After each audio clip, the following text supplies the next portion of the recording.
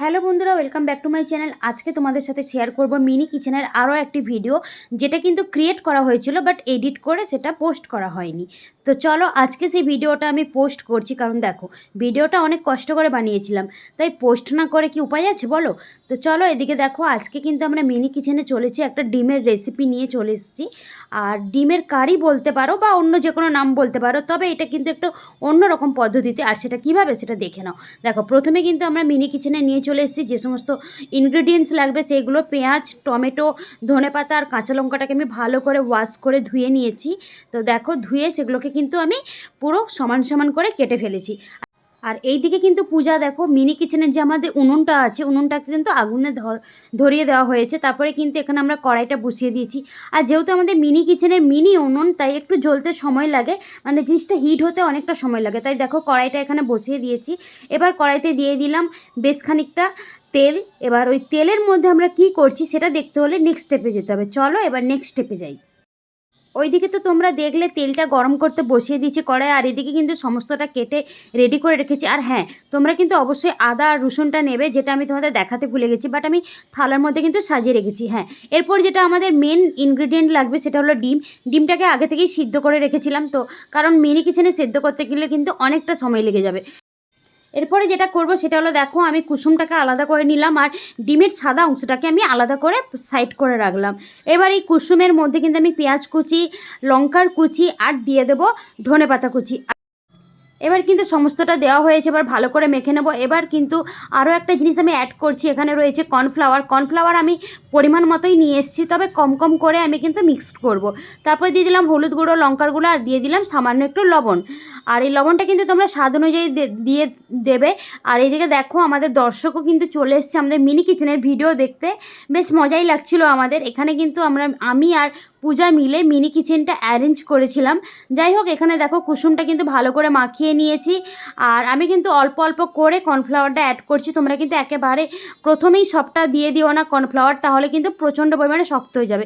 এবার দেখো তোমাদেরকে এমনভাবে এটাকে মাখতে হবে যেন এটাকে একটা কাটলেটের আকার দেওয়া যায়। আর অন্যদিকে দেখো পূজা কিন্তু আদা আর যে রসুনটা এনেছিলাম ওটাকে একটু ভালো করে পেস্ট করে নিল। এবার পেস্টটাকে আমি কিছুটা রেখে দেবো তরকারিতে দেওয়ার জন্য, আর কিছুটা আমি ওই মিক্সচারে অ্যাড করলাম।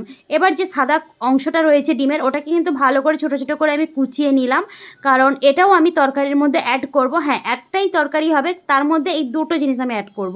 আর সেটা কিন্তু খুব ভালো একটা জিনিস হতে চলেছে। তোমরা কিন্তু অবশ্যই ভিডিওটাকে লাইক করবে, শেয়ার করবে বন্ধুদের সঙ্গে, আর আমার চ্যানেলটাকে সাবস্ক্রাইব করবে। দেখো আমি ওখানে যে কুসুম দিয়ে যে মিক্সচারটা বানিয়ে রেখেছিলাম ওটা কিন্তু আমি গরম তেলে এবার ভেজে নিচ্ছি। তেলটা তাই জন্যই কিন্তু আগে থেকে আমি গরম করতে বসিয়ে দিয়েছিলাম। এবার দেখো আমি আস্তে আস্তে করে প্রত্যেকটা কাটলেটগুলো আমি কিন্তু ভেজে নেব।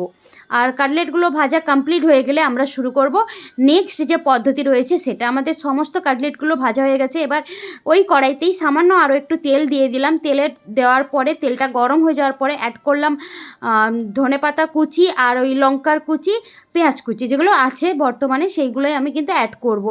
আর পেঁয়াজটা একটু ভাজা ভাজা হওয়ার পরেই কিন্তু টমেটো কুচিটা অ্যাড করব। আর টমেটোটা ততক্ষণ পর্যন্ত আমাদের ওয়েট করতে হবে যতক্ষণ না টমেটোটা গলে যাচ্ছে।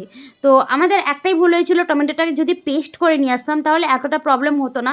তো আমরা এখানে কুচনো টমেটোটা দেখো অ্যাড করে দিয়েছি, যেহেতু পেঁয়াজটা লাল হয়ে ভাজা হয়ে গেছিলো। এরপরে কিন্তু আমরা ওয়েট করছি পেঁয়াজটা পুরো গলে কখন যাবে আর টমেটোটাও কখন গলে জল বেরিয়ে যাবে। তার জন্য দেখো এখানে কিন্তু দুজনে মিলে সেটাকে নাড়াচাড়া করতে আছি। আর অবশেষে আমরা কিন্তু অ্যাড করছি লঙ্কার গুঁড়ো, হলুদ গুঁড়ো আর কিন্তু লবণটা আমি তরকারির মধ্যে অ্যাড করে দিলাম। এবার ভালো করে আবারও কিন্তু ওয়েট করে একটু সময় নিয়ে আমরা কিন্তু এটাকে রান্না করে নিচ্ছি। অবশ্যই মশলাটা ভালো করে কষতে হবে, না হলে তো একটা কাঁচা গন্ধ থেকেই যায়। তাই জন্য দেখো ভালো করে মশলা কষে নিচ্ছি আমি আর পূজা। আর এইদিকে দেখো টমেটোটা গলতে এতই সময় নিচ্ছিল যে আমি আর ও তো ভাবছিলাম কাটলেটগুলো এমনিই খেয়ে ফেলবো, কারণ ওটা এতটাই টেস্টি হয়েছিল। যাই হোক, অবশেষে কিন্তু আমাদের সমস্ত মশলাটা রেডি হয়ে গেছে। দেখো একেবারে মশলা থেকে তেলও ছেড়ে দিয়েছে আর দারুণভাবে মশলাটা কষা হয়ে গেছে। এরপরে কিন্তু আমরা অ্যাড করে দেবো ডিমের ওই সাদা অংশগুলো।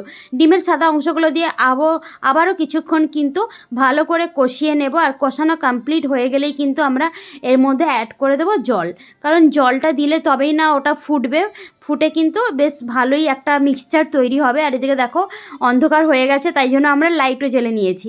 এরপর দেখো আমি এখানে জল অ্যাড করে দিয়েছি, 1 বাটি জল দিলাম। এবার জলটা যতক্ষণে ফুটে উঠবে তারপরেই কিন্তু আমরা কিন্তু এই পকোড়াগুলো অ্যাড করব। চলো এখানে দেখো জলটা ফুটতে শুরু করে দিয়েছে আর খুব ভালো মতোই ফুটছে। আর আমাদের এই অন্ধকারে রান্না করতে যে কী মজা হচ্ছে তোমাদেরকে কি বলবো। তারপরে দেখো একে একে কিন্তু পকোড়াগুলো অ্যাড করে দিলাম। এবার শুধু সময়ের অপেক্ষা, পকোড়াগুলো একটু সেদ্ধ মতো হয়ে যাক। সমস্ত জিনিসই সেদ্ধ, সেরকম কোনো ব্যাপার নেই, তবে একটু ফুটিয়ে নিয়ে একটু কষা কষা হবে, তারপরেই কিন্তু আমরা নামিয়ে নিয়েছি আমাদের ডিমের স্পেশাল কারি। তোমাদের ভিডিওটা কেমন লাগলো? ভিডিওটা যদি ভালো লাগে অবশ্যই কমেন্ট করে জানিও। চলো বাই, দেখা হবে আরও একটি ভিডিওতে।